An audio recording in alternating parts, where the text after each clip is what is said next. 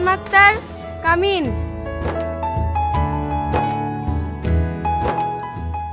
আসতে পারি sir?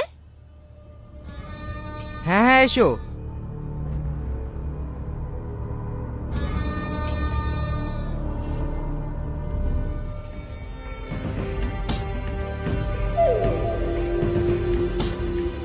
Sir, আমার পেপারসগুলো দেখলেন না? পেপার দেখে কাজ নেই, তোমাকে দেখলেই হবে। এর আগে কোনো কোম্পানিতে কাজ করেছো? না স্যার। তাহলে তো তোমাকে সব নতুন করে বোঝাতে হবে। হ্যাঁ স্যার, কাজ তো নতুন করেই শিখবো।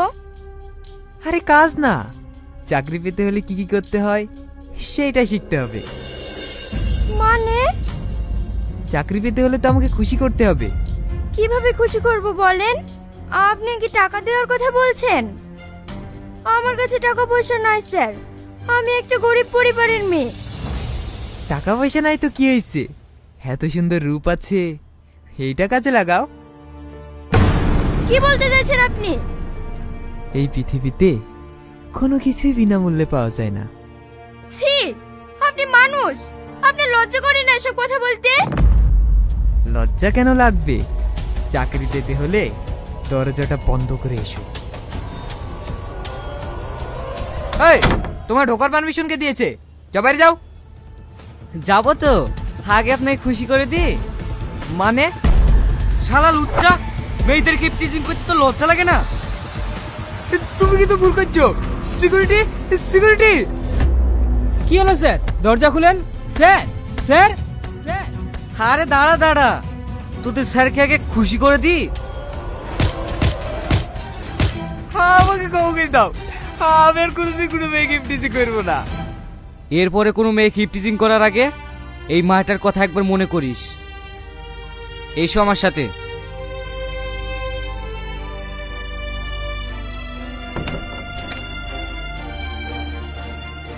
কি হলো স্যার, আপনি খুব নিচে বসে কেন?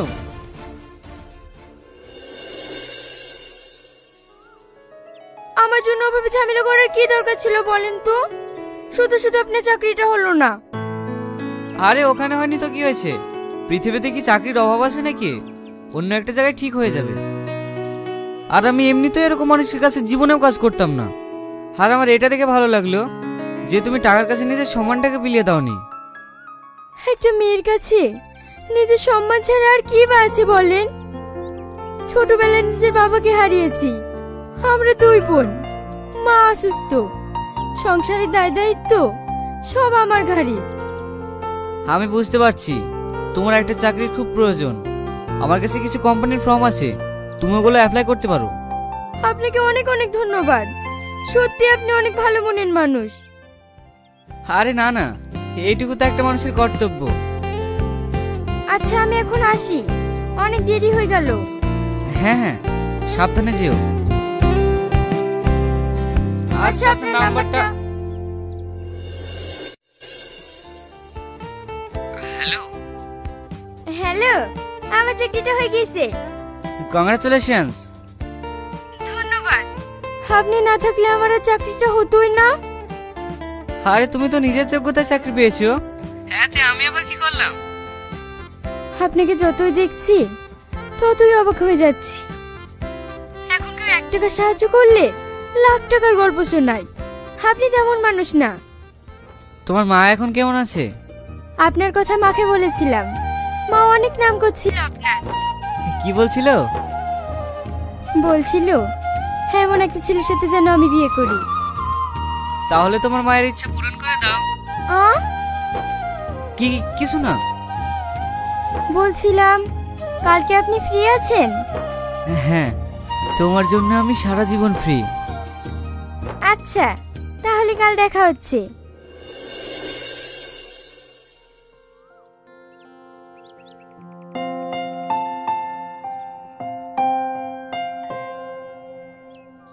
বাহ, আবার একটা নতুন ধরে ফেলিছি।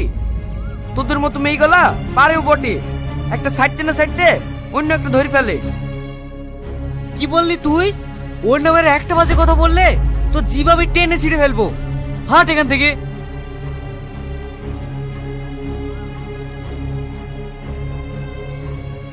বাজে ছেলে একটা। আমি ওর সাথে প্রেম করি না বলে ও আমার নামে আজে বাজে কথা বলে বেড়ায়। আমি কি ওর জন্য বাড়ি থেকে বেরোতে পারবো না? আর একটা বাজে ছেলের জন্য তুমি কেন কান্না করছো? দেখো, তোমার চোখের পানি আমার সহ্য হয় না। কেন? ভালোবাসো আমাকে? হ্যাঁ, আমি তোমাকে অনেক ভালোবাসি। সত্যি? হ্যাঁ, আই লাভ ইউ। তুমি আমাকে কোনোদিন ছেড়ে যাবে না তো? কখনো না। কথা দাও। কথা দিলাম। চলো। কোথায়? বাস স্ট্যান্ডে? না, তাহলে কোথায়? যেদিকে বলছি সেদিকে চলো তো।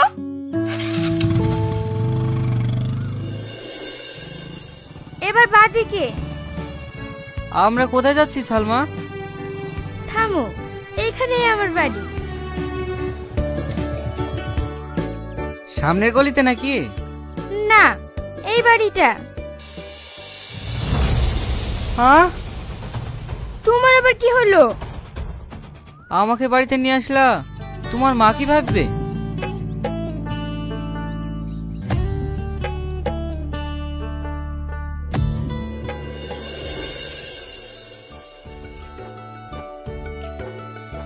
মা, মা,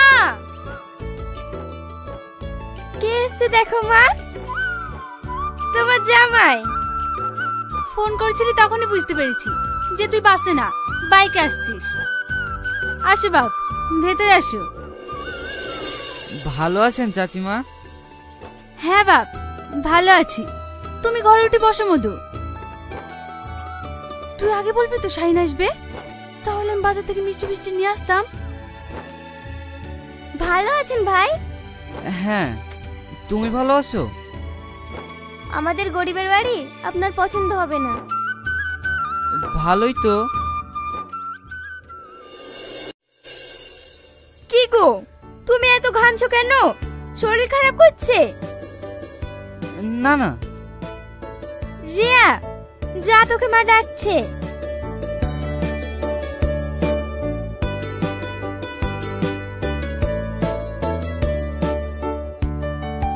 দরজা বন্ধ করলে কেন? চাচিমা কি ভাববে? কিছু ভাববে না। বুড়ি, বুড়ি। হ্যাঁ মা, আসছি।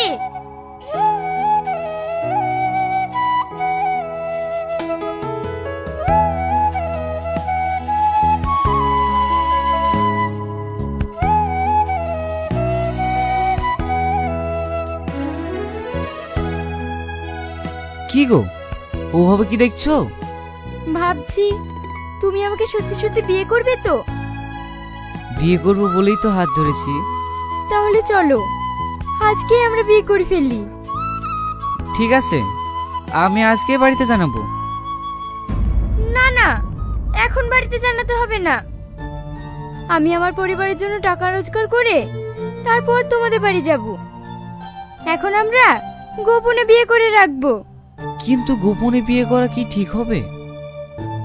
এখন আমরা গোপনে বিয়ে করব, কিন্তু ভবিষ্যতে তো সবাই জানবেই। কি এত ভাবছো বলো তো? বিয়ে করবা? হ্যাঁ, করব। বলো মা, দেন মোহর কত লিখবো? 25 লক্ষ। কি গো সালমা, এত টাকা দেন মোর কেন লিখছো? লিখছে তো কি হয়েছে, তোমাকে দিতে হবে নাকি? আমার উপর বিশ্বাস নাই? আছে তো। নাও, এখানে সই করো।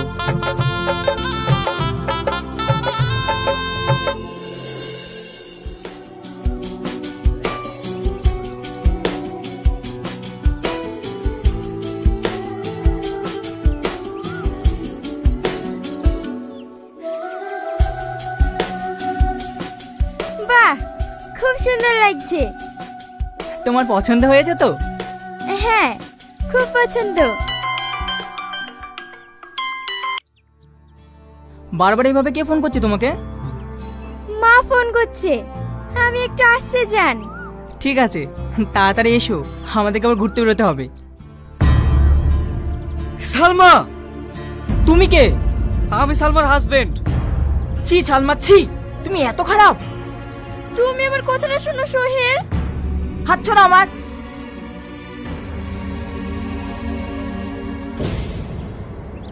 কি দরকার ছিল তোমার আসার?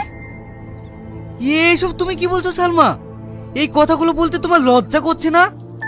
না লাগছে না, আমার যা ইচ্ছে আমি তাই করে বেড়াবো। তুই যদি আমার সাথে সংসার করতে না পারিস তাহলে আমাকে ডিভোর্স দে। সেদিন রেস্টুরেন্টে অপমান করেছিল, আমার খারাপ লাগেনি, তোর উপরে মায়া লেগেছিল। আজ দেখলি ওর আসল রূপ। আসল রূপ মানে? হ্যাঁ, এটাই ওর আসল কাজ, ছেলেদেরকে ঠকানো আর তাদের কাছ থেকে মোটা টাকা আদায় করা। এই নিন, এখানে সই করলেই আপনাদের ডিভোর্স হয়ে যাবে। আমি সই করব না। কেন? আমার দেনমোহরে যে 25 লক্ষ টাকা লেখা হয়েছিল সে টাকা আমি এখনো পাইনি। দেনমোহর মানে? ওই টাকা না দেওয়া পর্যন্ত আমি ডিভোর্স দেব না। এসব তুমি কি বলছো সালমা? আমি ঠিকই বলছি, যদি টাকা না দিতে পারো তাহলে তুমি আমাকে ঠকিয়ে বিয়ে করেছো বলে তোমার নামে আমি রেপ কেস করব।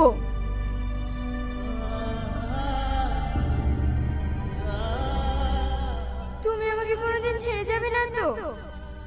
কখনো না।